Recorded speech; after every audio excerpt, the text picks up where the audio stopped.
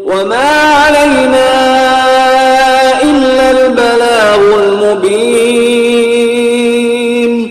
ہماری ذمہ داری تو بس صاف صاف پیغام پہنچا دینا ہے. صدق اللہ العلی العظیم.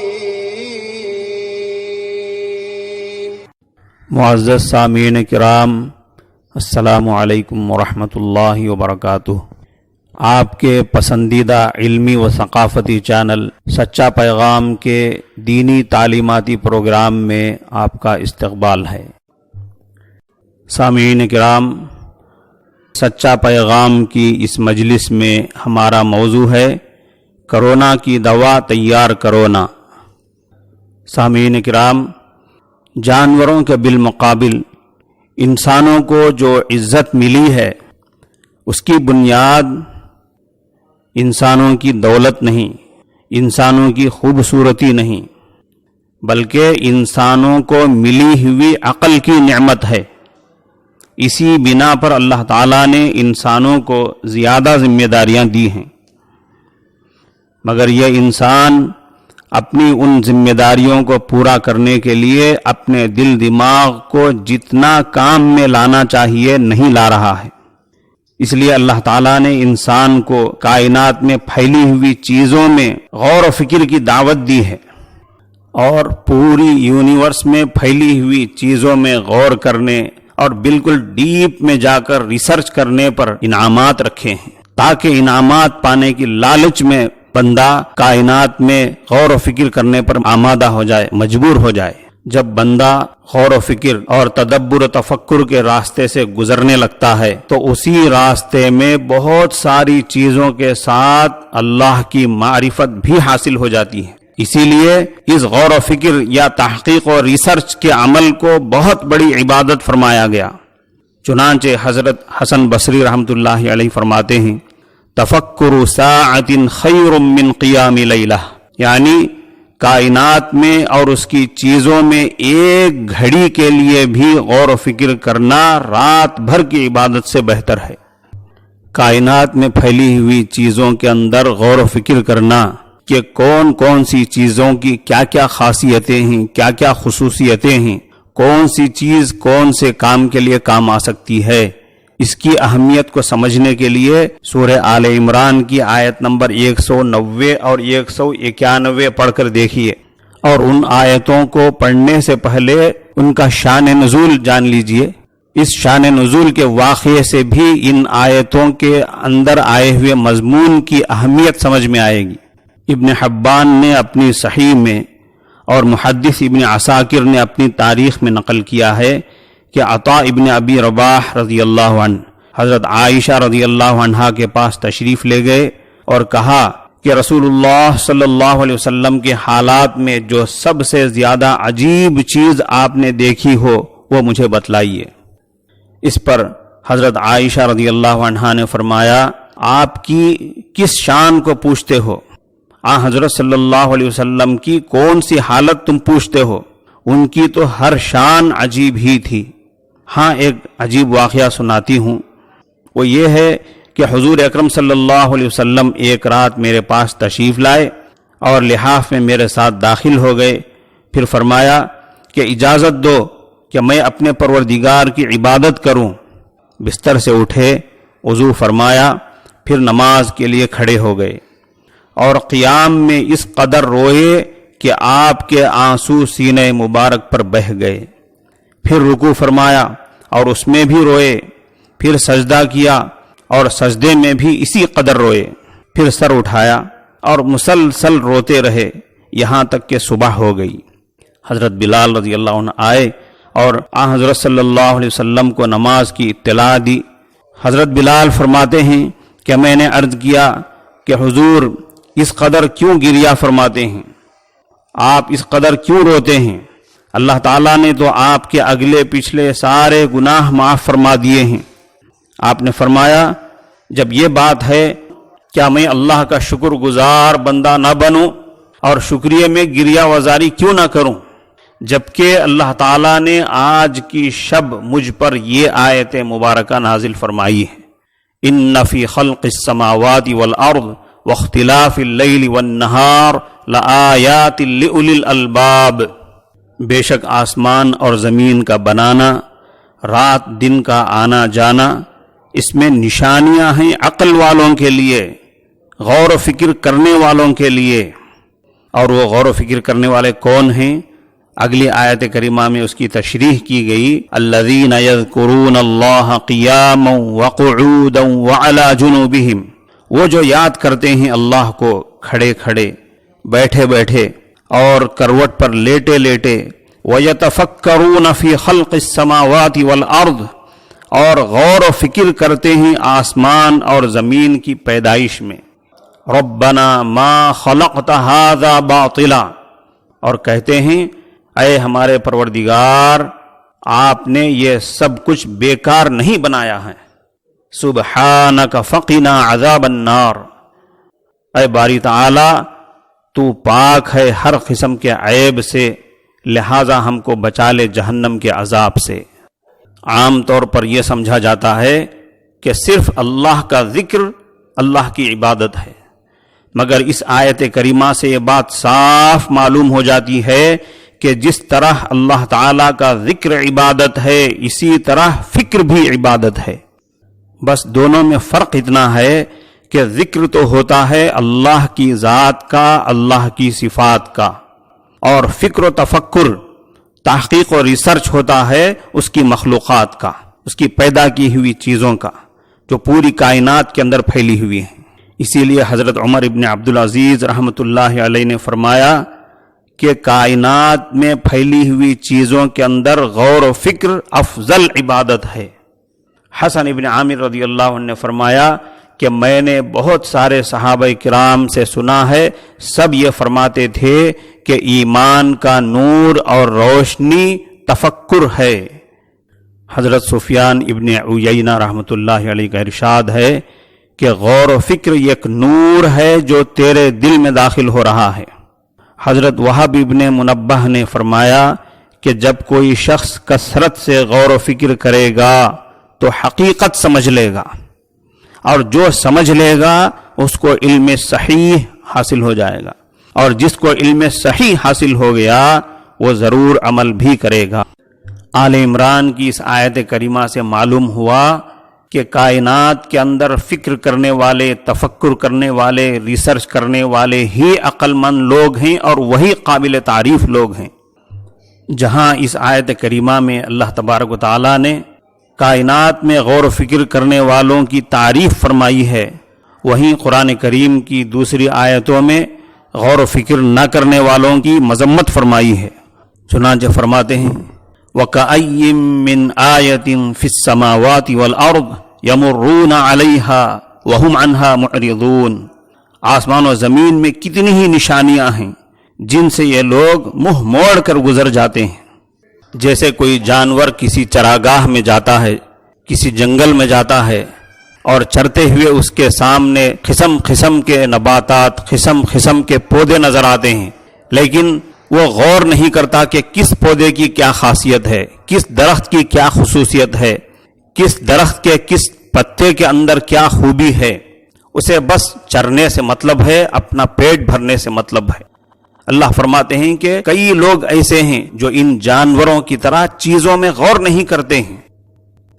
اسلامک لٹریچر میں آپ نے دیکھ لیا کہ اللہ تعالیٰ نے عقل مند کہلانے کے لائق انسان اسی کو قرار دیا جو کائنات میں غور کرے، یعنی کائنات کی چیزوں میں غور کرے، کائنات کی چیزوں میں اس حساب سے غور کرے کہ فلاں چیز کی کیا خاصیتیں ہیں اور فلاں چیز میں کیا خصوصیتیں ہیں، فلاں فلاں درخت اور اس کے پھل میں کیا فائدے ہیں، اور اگر نقصانات ہیں تو کیا ہیں، کون کون سے جانوروں کی کون کون سی چیزوں کے اندر انسانوں کے لیے کیا کیا فائدے ہیں، اگر نقصانات ہیں تو وہ کیا ہیں۔ یہ ہے غور کرنے کا کام۔ کچھ چیزیں بظاہر بہت ہی فضول اور بیکار معلوم ہوتی ہیں، لیکن ان کے اندر بڑے فائدے ہوتے ہیں، اور یہ فائدے اسی وقت ظاہر ہوتے ہیں جب ان کے اندر غور کیا جاتا ہے اور ان کو لے کر تجربہ کیا جاتا ہے۔ ایک واقعہ بیان کیا جاتا ہے کہ ایک آدمی نے ایک کیڑے کو دیکھا راستے سے گزرتے ہوئے، کہ وہ انسان کی غلاظت لیے جا رہا ہے۔ اس کو دیکھ کر اس آدمی کے دل میں بہت ہی گھن آئی، تو اپنے آپ میں کہنے لگا آخر اللہ نے اس کیڑے کو کیوں پیدا کیا جو اتنی گندی چیز لے جا رہا ہے اور اس کو اپنی غذا بنا رہا ہے۔ کچھ دنوں کے بعد یہ شخص بیمار پڑ گیا، دن بدن اس کی بیماری بڑھتی چلی گئی۔ گھر والوں نے مایوس ہو کر اس کو مکان کے سامنے ایک گھنے درخت کے پاس چارپائی پر ڈال کر چھوڑ دیا۔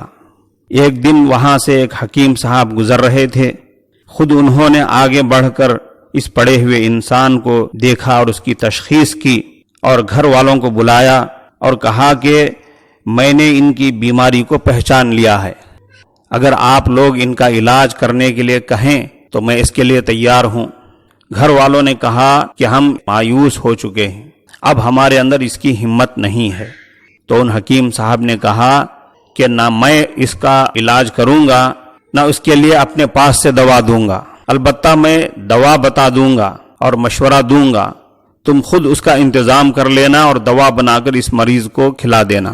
پھر حکیم صاحب نے کہا کہ جو کیڑے انسان کی گندگی کھاتے ہیں، ایسے چند کیڑے مار کر آگ میں جلا دیں اور اس کی راکھ پانی میں گھول کر صبح شام اس مریض کو پلا دیا کریں۔ جب مریض کے گھر والوں نے دیکھا کہ یہ بہت آسان نسخہ ہے، آزما کر دیکھ لیا جائے، چنانچہ انہوں نے حکیم صاحب کے مشورے کے مطابق دوا تیار کر کے اپنے مریض کو پلانا شروع کیا۔ دھیرے دھیرے بیمار کی طبیعت ٹھیک ہونے لگی اور چند ہی دنوں میں اس کی طبیعت مکمل بحال ہو گئی۔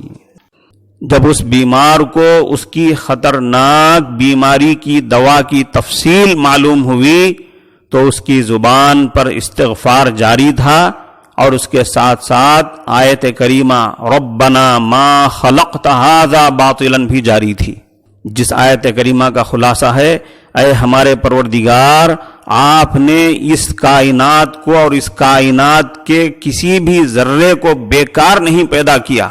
جو چیز ہمیں زہریلی نظر آتی ہے وہ بھی بیکار نہیں ہے، اور جو چیز فضول معلوم ہوتی ہے وہ بھی بیکار نہیں ہے، اور جو چیز گندی معلوم ہوتی ہے وہ بھی بیکار نہیں ہے۔ اگر ہم نے کسی چیز کو بیکار سمجھ لیا ہے تو اے ہمارے پروردگار ہمیں معاف فرما۔ یہی وہ انسان تھا جس نے کسی دن ان کیڑوں کو راستے میں دیکھ کر بڑی کراہیت کے ساتھ کہا تھا کہ آخر اللہ نے ایسے گندے کیڑوں کو کیوں پیدا کیا جو انسانوں کی غلاظت لے جاتے اور اس کو اپنی غذا بناتے ہیں۔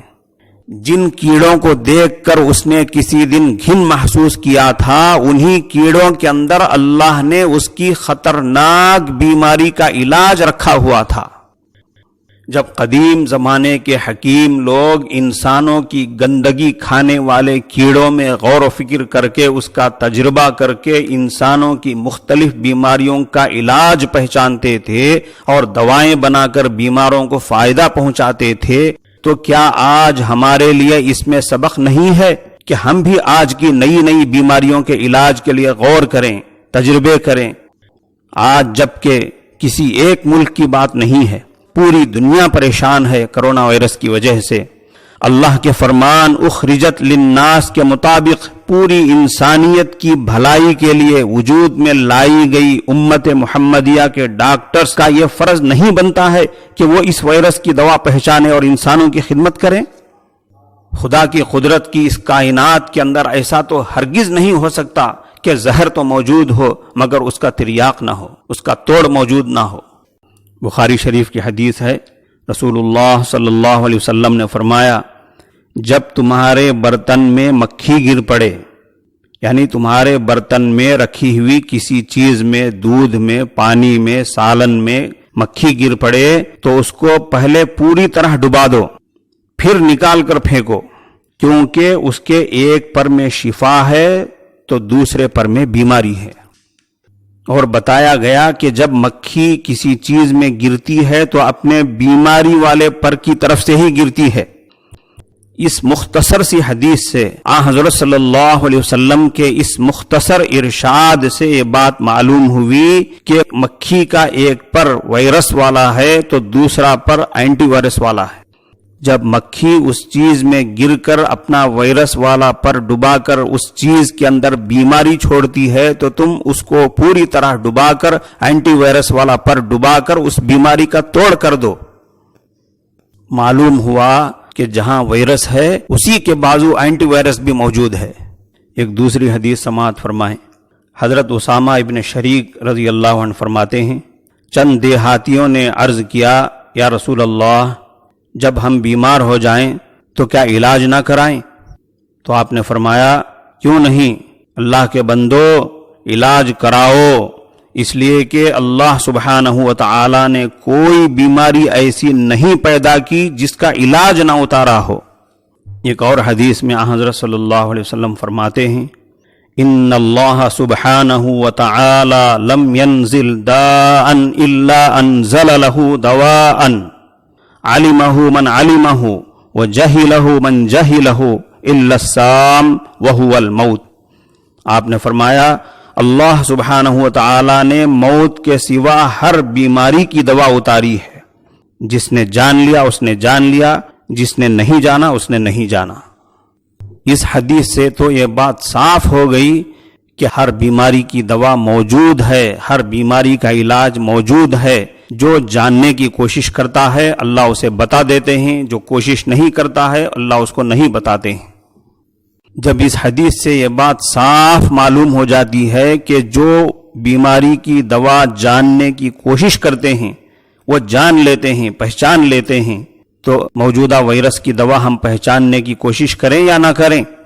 آج جبکہ ہمارے پیارے ملک بھارت میں کچھ سماجی دشمن عناصر مسلمانوں کے خلاف نفرت پیدا کر کے ملک کے پرامن ماحول کو خراب کرنا چاہتے ہیں، ایسی نازک اور پریشان کن صورتحال میں مسلمان ڈاکٹروں نے محنت کر کے فکر و تحقیق سے کام لے کر اگر اس وائرس کی دوا کو پہچان لیا اور اس کو دنیا کے سامنے اس طرح پیش کر دیا جس طرح بہت سارے مسلمان غریب بھوکے خاندانوں کے سامنے کھانا پیش کر رہے ہیں، تو اس سے جہاں عالم انسانیت کی ایک زبردست انقلابی خدمت ہوگی، وہیں نفرت کا سودا کرنے والوں کی سازشیں ناکام ہو کر رہیں گی اور ملک کا بگڑتا ہوا ماحول بچ جائے گا۔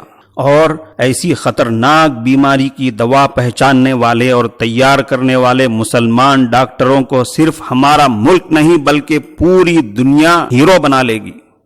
جس شہد کو قرآن کریم میں ہر بیماری کی دوا اور شفا بتایا گیا ہے، فیہ شفاء للناس فرمایا گیا، جس کو پرانے زمانے کے حکیم اور موجودہ زمانے کے ڈاکٹر سب کے سب انتہائی مفید چیز اور بہت ساری بیماریوں کی دوا مانتے ہیں، آخر یہ شہد کون سی فیکٹری میں تیار ہوتا ہے؟